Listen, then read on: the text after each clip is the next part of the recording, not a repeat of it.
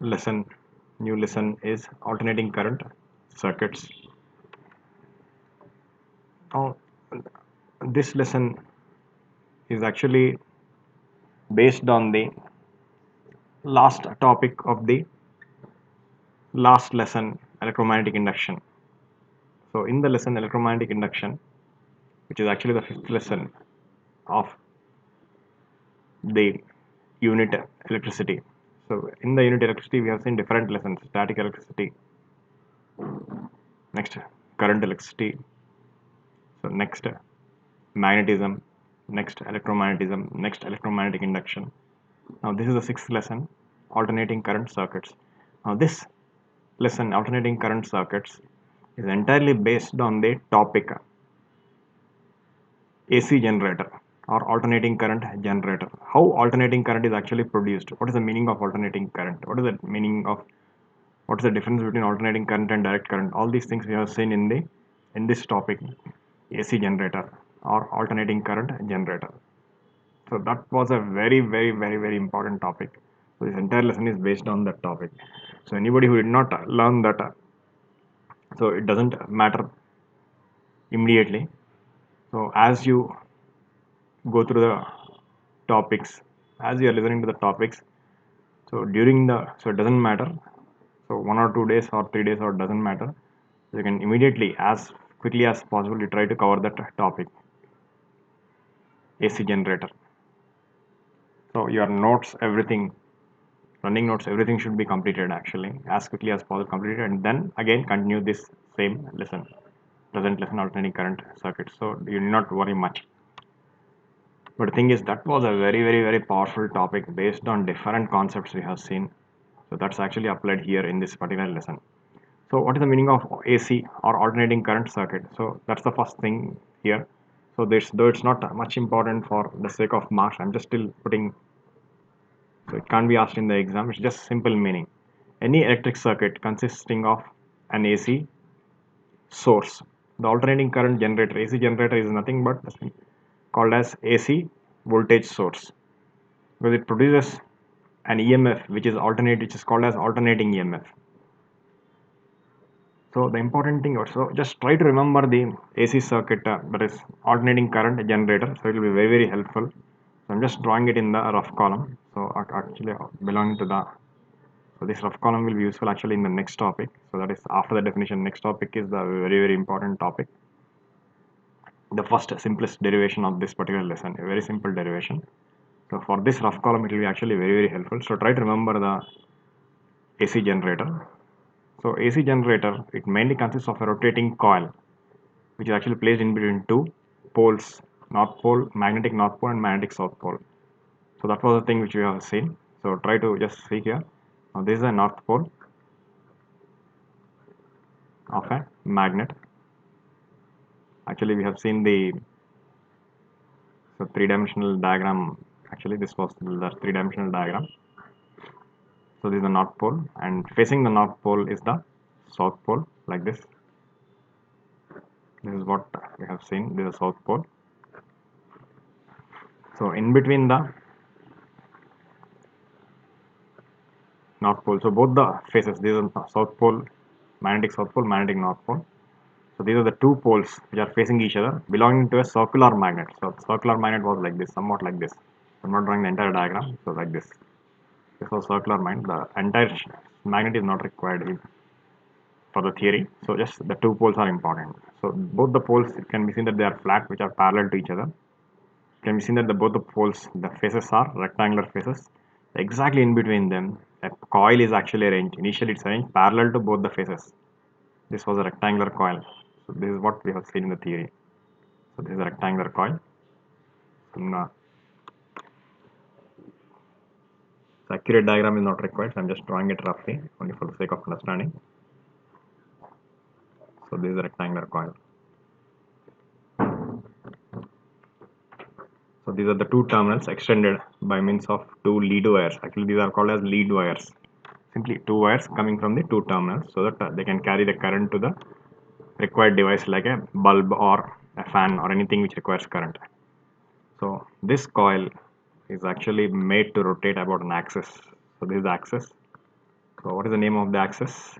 So we call the axis in the derivation in the topic as xx dash. So this is a vertical axis. About this vertical axis, the coil is made to rotate like this. This is made to rotate. Here a rotating rod also is there. So all the details are not required, so that an electric current is actually induced or produced this way. This is electric current. The coil we call it as what? PQRS. PQRS. So when it is rotating, flux passing through the coil is changing. Whenever flux linked or passing through a coil changes, an electric current or EMF is induced. So this electric current is induced. We have seen that it's an alternating current, or the EMF induced is called as an alternating EMF. So why it's called as alternating current? Because the current direction will be changing alternately oppositely. Once it flows clockwise in the circuit, as we can see in this diagram, for a short time interval, and the next equal time interval, again it changes to anti-clockwise direction. Again the next time interval, again clockwise, again anti-clockwise. Like that, in alternately opposite direction it flows. Such a current is called as alternating current. Whenever a current is present in a coil, an EMF is also present. So direction of EMF is taken to be the direction of current itself. Though EMF is a scalar quantity, it can't have any direction. Even current also is a scalar quantity, but it has a natural direction, the direction in which charges are flowing. That's taken as the direction of current, though current is a scalar quantity. So EMF is a pure scalar quantity. Even current also no problem, though it has a direction. It's not a vector quantity because it doesn't obey parallel law of acceleration. So EMF is a pure scalar quantity. It doesn't have even direction, also only magnitude. So, but still, direction is indicated for EMF for the sake of convenience. Direction of current itself is taken as the direction of EMF. So current direction is changing alternately in opposite directions. Alternately opposite directions, current is flowing. So in alternately opposite directions, EMF also is present here. That's called as alternating EMF. So two very important. So this is already we completed. So I'm just putting them in the rough column. This is very important. Rough it is. Already we completed this theory. So whatever is important here, only that part I'm just writing it here. Now the important thing is two very powerful equations. So I'll just shift this one a little. So the axis of rotation is xx dash. So here I'm putting the axis of rotation more clearly. So now very important equations are the alternating EMF equation. So the alternating EMF is given by E is equal to E naught sin omega t. So this was the very powerful equation. This we got it as the first result. Next, another very equally powerful result is the alternating current equation. Almost similar equation. I is equal to I naught sin omega t. This is also very important equation. The alternating current equation. So both the equations, it can be seen that the EMF is changing with time. As time changes, sin omega t also, because sin omega t is a function of time, sin omega t will be changing. So accordingly EMF also will be, so EMF is set to a sinusoidal function of time. Even current is also a sinusoidal function of time. So both are very important equations. Actually we got the result as these two equations as a different order. Equation, this first result, next second result is the result equation for the peak EMF. E naught is called peak EMF. So that was the second equation, and this is the third equation actually in the derivation which we got. And there's a fourth equation, the equation for the peak current I naught. But these two, peak EMF, peak current, they are not much important here. They'll be useful, important here little later. They'll be more important. Now the present topic, present part of the derivation, these two equations are very useful. So now the important thing is the alternating EMF is a sinusoidal function of time. Once the direction of current or EMF will be clockwise, next interval, next small short time interval will be anti-clockwise. Like that, in alternate opposite direction, it will be changing. So now the important thing is now this. So if a bulb is connected between these two terminals, so in the bulb also what happens, current will be flowing in alternately opposite. Once it through the bulb, or imagine a resistor here between these two terminals. So everyone must observe the cursor compulsorily. Many times I said, so whatever I'm explaining, I'm just showing with the cursor clearly. So compulsorily you must concentrate on the cursor. So between these are the two terminals of the coil. Between these two terminals, imagine a resistor to be connected. A bulb consists of filament, which is nothing but a resistor only.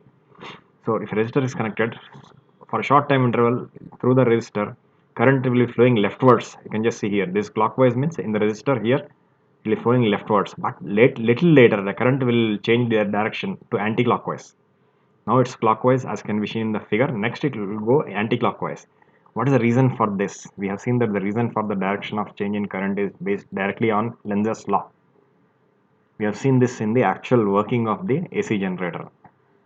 So each and every point of the working and also the derivation, each and every step was very always it is very important. Entirely based on very simple laws and very simple definitions we have seen. So once if current flows anti leftwards means through a resistor, next time it flows rightward. That way in alternate opposite direction, current will be direction will be changing. So this gives the simple definition of the alternating current. So now the important thing is this coil itself is producing the current or EMF, and when any device which requires a current or EMF is actually connected between the two terminals, immediately the current or EMF will be passing, the current will be actually passing through that device, that is an EMF is applied. That means this is exactly acting as a battery. The coil itself is acting as a battery which is producing the current and supplying the current, or producing an EMF and applying the EMF. So this is simply called as source of current or source of EMF. A battery is also called as, a battery or cell is also called as source of current or source of EMF.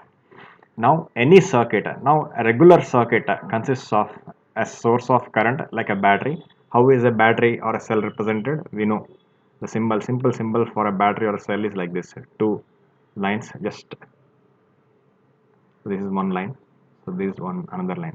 So this line actually represents the positive terminal of the cell. This short line represents the negative terminal of the cell. So a simple circuit consists of such a battery or a cell to which a bulb or a resistor is connected. That forms a very simple circuit. Now such a circuit in which actually a regular battery or a cell is present, which actually sends current only in one direction through the resistor. Actually, supposing this is the resistor R, so current passes only in one direction. So always direction of current is from the positive terminal of the battery to the negative terminal of the battery, outside the battery. Inside the battery it will be from the negative terminal to the positive terminal. That way current will be flowing continuously. So this way the direction of the current is clearly shown here in a fixed direction. That's such a current is called direct current. And such a source of current like a regular battery or a cell is called direct current source. So the EMF of this battery as usual is denoted by symbol E. So just in the so EMF firstly came in which lesson? In the second lesson of the chapter electricity. That is in the second lesson of the unit electricity. So this is the regular symbol of the EMF. Now such a regular circuit is simply called as a DC circuit in which a direct current source is present. Now any circuit consisting of such this kind of alternating current source, like an alternating current generator here, this way, just observe the cursor. I'm just indicating this one, regular generator, which we already completed the as an essay question in the previous lesson. So any circuit consisting of such an AC source, alternating current source, or alternating source of EMF, or a source of alternating EMF is simply called as an AC circuit. So that's the simple meaning of AC circuit. So in the AC circuit, very important thing is alternating current source is there. Now a direct current source is actually represented by means of two parallel lines, one big line and one short line. Bigger line denotes positive terminal, short line denotes negative terminal. And what is the symbol for a DC source? Now symbol for a DC source is simply a waveform like this. It is rounded off like this. This is taken as the symbol for a DC source. Supposing this is one terminal, left terminal, say positive terminal, right terminal will be negative terminal. But the thing is, a DC source, important thing is the terminals polarities will be changing. Because once current, supposing a resistor is connected here exactly like this way. A resistor is connected here. Current once flows clockwise means next it flows anti-clockwise. So it's flowing clockwise, this terminal will be positive terminal, this will be negative terminal. But once the current changes the direction anti-clockwise, this will become positive and this will become negative. That way the polarities of the or terminals of the AC generator will be changing alternately, oppositely they will be changing. That's why polarities are never indicated in an AC circuit. So that's meaning of AC circuit is very simple. Any circuit consisting of an alternating current source, that is an AC source, or an alternating, it's also called as alternating voltage, direct current source or direct voltage source also it's called as a battery. So here the AC generator is called as AC current source or AC voltage source. Such a circuit is simply called as AC circuit. That's the simple meaning of AC circuit. Now the important thing is the symbol for AC source. So this is the regular circuit symbol for AC source. So this is a symbol. So remaining rest of the diagram I am just removing it here. So this entire diagram I am removing. So this is a regular symbol for an AC source in a circuit, just as this is a regular symbol for, observe the cursor. I'm just actually using the eraser as cursor here. This is actually a square denotes an eraser actually here in this software, paint app actually. So that's the symbol. So the meaning of AC circuit is very simple. Symbol is also very simple. Now why this symbol as a waveform is used? The reason for this is a waveform consists of a crest and a trough here. The crest is upwards. Upwards denotes positive. That means positive current actually. For a short time interval, current flows clockwise. That current is taken as positive current. The next time interval, current flows opposite. That's taken as negative current. So negative current is actually shown by the downward trough actually. So that's why this symbol is actually used. And another very important reason why the waveform is actually used as a symbol for AC sources. Actually, we have seen in the derivation of AC generator. AC generator has two parts. One is actual theory, and next is the derivation of the two equations. So in the derivation, we have seen that if a graph is drawn between, just observe the equations once again. Actually, a graph was drawn in the theory we have seen, taking EMF or current on the y-axis and time t on the x-axis. It's not exactly time. Omega t is called as angle theta. Omega t actually represents an angle theta. So angle theta here is nothing but really, physically the angle theta here is nothing but the angle through which the plane of the coil rotates. Or the simply angle through which the plane of the coil has rotated after a time t. So that angle theta is actually taken along the x-axis. This is omega t denotes theta here. All these things you have seen. So those who did not listen to this, it doesn't matter. So later after this class you can just listen to that once again. You can listen to that and complete the notes as quickly as possible. You can take 2 days or 1 day, possible 1 day, otherwise 2 days or 3 days. Doesn't matter. Try to complete as quickly as possible. So graph is actually drawn taking EMF or current on y-axis and theta or time on x-axis. That graph really will be coming as a sine form in the form of a wave. That's called, this waveform is also called as sine form or sine curve, because a graph drawn between sine theta taken on y-axis and theta taken on x-axis will be getting a curve like this. That's why it's also called as sine curve. The waveform is also called as sine curve. So for that reason also AC source is really represented by such a waveform symbol. One reason is very simple to understand. Crest denotes positive current or positive EMF. Trough denotes negative current or negative EMF. And another reason is really this is the waveform or the graph between EMF and time or angle taken on the x-axis, y and x-axis respectively. That's the other reason. So we'll be using that graph again here in this topic also. So now coming to the actual topic. So this is the first very important topic. So it's not a big essay question, but the same method is actually a very powerful method. Which is actually applicable for all kinds of circuits, AC circuits. Already we have used this method for direct current circuits, which were the circuits which came in the second lesson, current electricity. That same method, actually very powerful method, is actually used in the AC circuits also. What is that method? So that's actually comes in this very first topic itself. So now this is a very important topic. So carrying mainly marks from 4 marks to, actually there's not much space here, so I'll do one thing. It's very congested if I indicate it here, so I'll just indicate the marks a little below, carrying marks ranging from 4 marks to 2 marks. So it's never given for 2 marks because 2 is less. The marks are 2 less. But the thing is, it's also not given for 4 marks. So mostly it's given as a 3 marks question. There are 3 marks questions given. 3 marks questions are given a part of essay question, part of an essay question carrying 5 marks or 8 marks or even 4 marks. For example, a 4 marks question, this topic can be given for as for 3 marks. Remaining 1 mark, some definition can be asked or some other thing, simple question can be asked.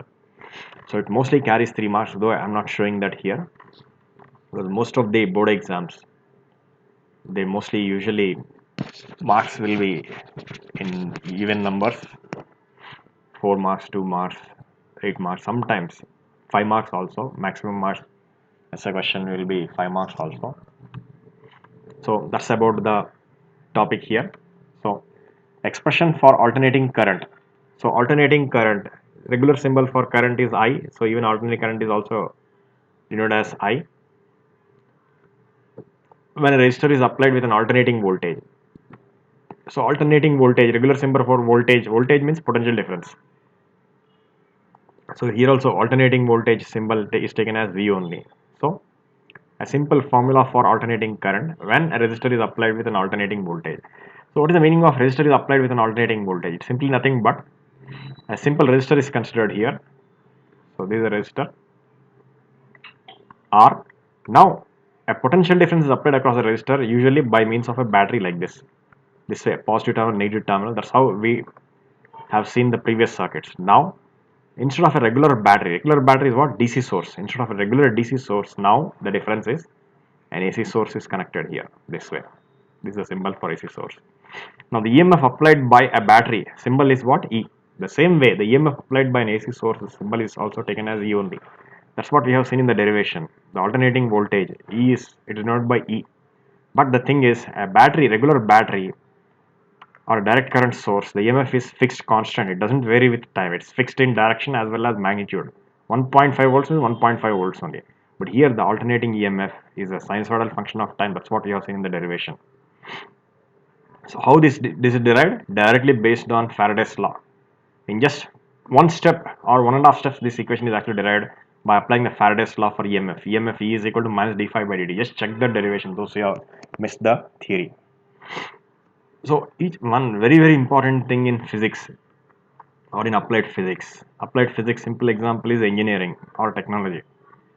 Every topic of any subject, whether it's electrical engineering subject or mechanical engineering subject or civil or electronics or communications, any subject or really pure physics, theoretical, any branch related to theoretical physics or applied physics or engineering, anything, any subject, any topic, derivation, mainly only 1 or 2 steps only, main steps will be there.